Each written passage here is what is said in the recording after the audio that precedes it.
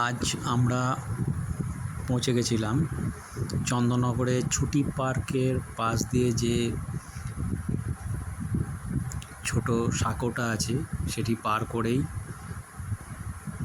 একটি বিরল মন্দির, যেখানে আমরা দেখতে পেলাম লোকনাথ বাবা স্বয়ং দাঁড়িয়ে আশীর্বাদ করছেন।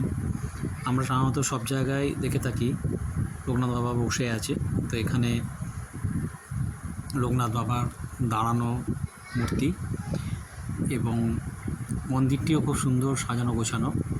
দেখলে তোমাদের অবশ্যই ভালো লাগবে। তোমরা পারলে একবার দেখে আসতে পারো মন্দিরটি। আমরা একটু সন্ধে গেছিলাম এবং মেঘলা আকাশ ছিল, তাই বেশিক্ষণ থাকিনি, অল্প কিছুক্ষণ সময় এখানে কাটিয়ে পালিয়ে এসেছি। তবে মন্দিরের সৌন্দর্য তোমাদের সঙ্গে শেয়ার করলাম ভিডিওর মাধ্যমে।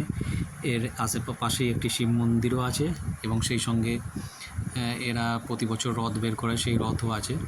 সেই সঙ্গেও আছে একটি কাঁঠাল গাছ, দেখলাম বেশ বড় ধরনের একটি কাঁঠাল হয়ে আছে। চারিদিকে পরিবেশ এবং মন্দিরের আলোকসজ্জা খুবই সুন্দর। তোমাদের আশা করি ভালো লাগবে, তোমরা অবশ্যই একবার যেও। ধন্যবাদ। আজ আমরা পৌঁছে গেছিলাম চন্দননগরে ছুটি পার্কের পাশ দিয়ে যে ছোট সাঁকোটা আছে সেটি পার করেই একটি বিরল মন্দির, যেখানে আমরা দেখতে পেলাম লোকনাথ বাবা